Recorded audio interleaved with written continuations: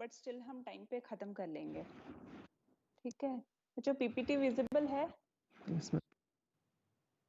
अभी? Yes ma'am. Okay, ठीक है सर। आपका सीवीएस मेरे सेशन के बाद डॉक्टर अभिषेक कलवानी लेंगे। अभी हम लोग मोस्टली नेक्स्ट 5 क्लासेस पे किडनी पे ही कंसंट्रेट करेंगे। So our first topic is acute glomerulonephritis, otherwise known as acute nephritic syndrome. This is different from nephrotic syndrome. Okay, in nephrotic syndrome, there is more of proteinuria that will lead to other complications, whereas in acute glomerulonephritis or acute nephritic syndrome, there is acute inflammation of the renal glomerular parenchyma due to deposition of immune complex, and this inflammation of that glomerulus will lead to sudden onset of hematuria, hypertension, oliguria. Oliguria is, it is decreased urination, and generalized edema or edema localized to periorbital area or both feet. So it is otherwise known as acute nephritic syndrome, that is characterized by hematuria, mild proteinuria, edema, hypertension, and impaired renal function. That impaired renal function will lead to oliguria and raised urea creatinine. In developing countries, post-infectious glomerulonephritis is most common, that is with an incidence of 2 per 1 lakh person years, and accounts for 50 to 90% cases of nephritic syndrome in children.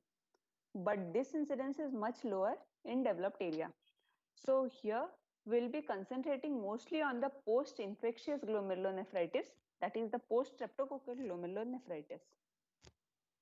Now coming to the causes of acute glomerulonephritis, we all know the most common cause is post-infectious glomerulonephritis, that is post-streptococcal.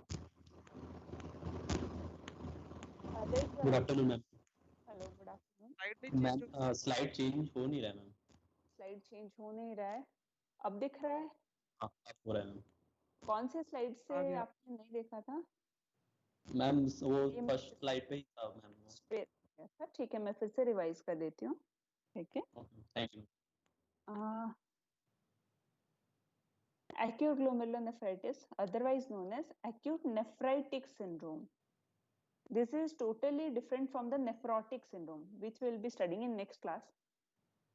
It is a clinical syndrome characterized by hematuria, mild proteinuria, edema, hypertension, and impaired renal function. This impaired renal function will manifest as oliguria and raised urea creatinine. This nephritic syndrome is mostly due to inflammation of the glomerulus. In developing countries like India, the most common cause of this acute glomerulonephritis is post-infectious, most commonly post-streptococcal glomerulonephritis. But in developed countries, we have other etiologies. Coming to the causes of acute glomerulonephritis, the most common causes, the post-infectious glomerulonephritis, commonly being post-streptococcal. Other etiologies for this post-infectious glomerulonephritis is Staphylococcus, Pneumococcus, gram-negative bacteria, infective endocarditis, and shunt nephritis. You don't have to remember all these things. You have to remember mostly post-streptococcal. It can otherwise be caused by Staphylococcus. IgA nephropathy is the most common cause of acute glomerulonephritis in developed countries.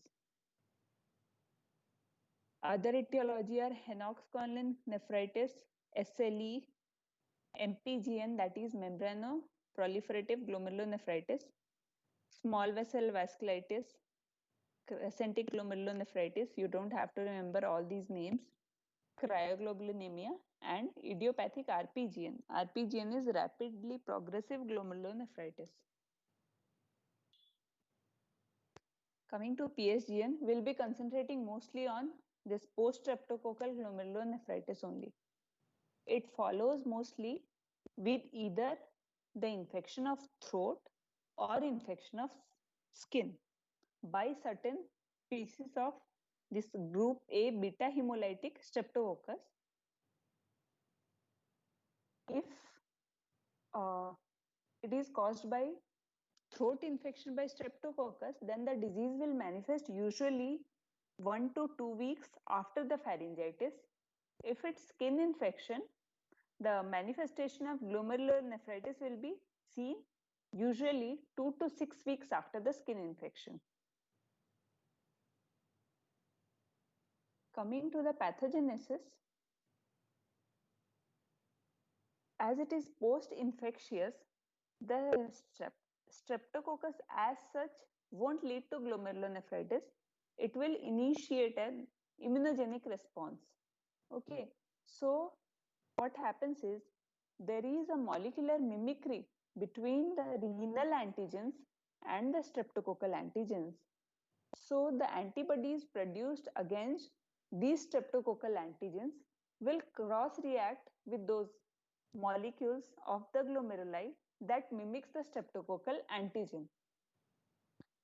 So these antibodies will go to the glomeruli, get deposited there, will form immune complexes. Okay, as such, this streptococcal antigen can cause direct complement activation. Okay, there will be formation of in situ immune complex against these glomeruli that will lead to glomerular inflammation and damage. Okay, again coming to pathogenesis, there is this inflammation and injury to glomerulus, due to which there will be the inflammation of capillaries. Due to this inflamed capillaries, there will be hematuria, there will be loss of protein, but it will be low grade proteinuria. In contrast to nephrotic syndrome, where there will be high grade proteinuria, there will be accumulation of cells in the glomerulus causing the blockage. That will lead to decreased glomerular filtration rate. This decreased glomerular filtration rate will lead to the complications of AGN, that is the edema, oliguria, hypertension, and mild azotemia. Azotemia refers to the rise of urea and creatinine. I hope it's clear with you people. Coming to the clinical features, this PSGN is mostly seen in the 5 to 12 years age group. There is an antecedent, either upper respiratory tract infection or skin infection with group A beta hemolytic streptococcus. As we all know, the latency period is 1 to 2 weeks in case of respiratory infection and 2 to 6 weeks in case of skin infection. Child will come with cola colored urine. That is the most common complaint. Like they'll be saying the urine is red in color. It can be cola colored or tea colored or acid smoky urine. They'll have generalized edema, or there can be isolated periorbital or pedal edema. There will be decreased urination. Child will come with these complaints. Okay, when you'll measure the BP, there will be hypertension. And if we are sending investigations, blood urea creatinine will be raised. In urine analysis, you will be seeing this hematuria, RBCs in urine. There will be proteinuria. So the classical presentation is seen in case of age group. You have to remember 5 to 12 years. Come with red or cola colored urine, edema, and oliguria. Usually the symptoms resolves over 6 to 8 weeks. Okay. Coming to the complications, due to this hypertension, there can be encephalopathy. Encephalopathy will mostly present with altered mental status, severe headache, seizures, blurred vision. mostly this hypertension is due to salt and water retention. This decreased GFR will lead to activation of renin-angiotensin system that will lead to sodium and water retention, and in turn it will lead to hypertension. Okay, so this hypertension usually leads to other complications. Those are hypertensive encephalopathy, cardiac failure, pulmonary edema mostly due to left-sided heart failure, again due to hypertension. There can be renal failure. Coming to the investigations, what you'll be finding is there can be mild normochromic anemia due to hemodilution. That is not significant. What is the most important investigation is urine analysis. In urine routine microscopic examination, you will be seeing many RBCs. RBC cast can be seen, which is the characteristic feature of this glomerulonephritis. You can have mild proteinuria, or urine leukocyte count may be raised due to glomerular inflammation. RFT, there can be a transient rise of both urea and creatinine, which will resolve by itself only. Another important test for this diagnosis is serum complement. We have read that there is immune complex deposition in this in the glomerulus along with direct complement activation. So most of this C3 is utilized in this inflammation process. So in lab investigation, serum C3 is reduced in more than 90% of cases. Coming to other complements, serum C4 is mostly normal and the CH50 is usually reduced.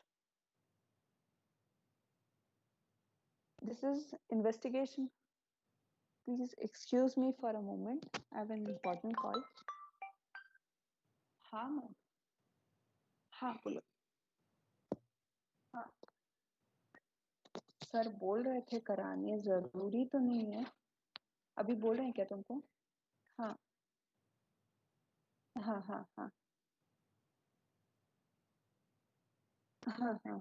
अमन, मैं ना तुमको ना 15 minute में call करती हूँ. मैं class ले रही हूँ. ठीक है, मैं फिर बात करती हूँ. ओके. हेलो. हाँ sorry. So those tests we did for diagnosing AGN. Then now we have to do certain tests to look for the streptococcal infection, because you have to confirm. Otherwise, we have to look for other causes of glomerulonephritis. So for streptococcal infection, we have to look for this ASO titer, that is anti-streptococcal antibody titer. But this is a non-specific test because in normal population also this ASO titer can be raised. Anti-DNase B. This is mostly specific for streptococcal. You can do throat culture to isolate streptococcus or culture of skin lesion. What happens is, due to this hypertension, there can be this posterior reversible encephalopathy syndrome. You don't have to remember this. That is seen in mostly MRI brain. You can do chest X-ray if there is heart failure or pulmonary edema. That was for post-streptococcal glomerulonephritis. For other etiology of glomerulonephritis, we can do this ANA, anti-nuclear antibody, for SLE and other immune complex mediated diseases. ANCA, that is anti-neutrophil cytoplasmic antibody, anti-GBM antibody for Goodpasture syndrome, and renal biopsy. Usually, as I've told, PSGN resolves within 6 to 8 weeks. But if features like hypertension, hematuria, diminished renal function, all these things persist for more than 8 weeks, or serum C3 is normal, or if this disease mostly present as nephrotic syndrome, then we have to go for renal biopsy to rule out other etiology that may be mimicking as glomerulonephritis. Coming to the treatment, as it is an immune complex mediated disease that will resolve by itself, And I have told you previously that due to reduced GFR, there is sodium and water retention that in turn leads to edema and hypertension. So you have to restrict the fluid intake, restrict both sodium and fluid intake. So you will tell the patient to take less amount of salt and take water as needed. It's not like you will tell them not to drink water, they have to take, but as per requirement only, no extra water intake. We can give loop diuretics, that is furosemide, so that it will help in sodium and water excretion. It can be given either oral or IV as per the patient's condition. This loop furosemide also helps with hypertension. For elimination of streptococcus from the throat, we have to give a 10 days course of penicillin. If hypertension is not controlled with furosemide, we can go for other drugs like nifedipine, that is a calcium channel blocker, hydralazine, and sodium nitroprusside. In severe cases where there is acute renal failure, fluid overload, we can go for hemodialysis. And we can continue it till the symptoms resolve and kidney starts functioning. Coming to the outcome, it has an excellent prognosis in childhood. Usually edema and hypertension subside by 1 week, hematuria and proteinuria by 2 weeks. But with non-streptococcal glomerulonephritis, outcome is unpredictable because you have to give certain corticosteroid or immunosuppressive drug for other etiologies. So summarizing glomerulonephritis, it is caused by infection. First, there is infection by group A beta hemolytic streptococcus. This will lead to an inflammation. There will be molecular mimicry between the streptococcal antigens and glomerular antigens. So the antibodies which our body will produce against this streptococcus will attack glomerular antigens, and there will be deposition of immune complex and activation of complement that will lead to inflammation of glomerulus, and in turn this inflammation of this glomerulus will lead to the complications. There will be hematuria, hypertension, edema. Okay, so as in this picture you can see, there will be headache for hypertension, facial or periorbital edema. There can be malaise, low-grade fever, it's non-specific. There will be weight gain due to edema, and it will manifest as mild proteinuria, hematuria, and oliguria. I hope this concept is clear with you people. It is otherwise known as acute nephritic syndrome. Guess today's class is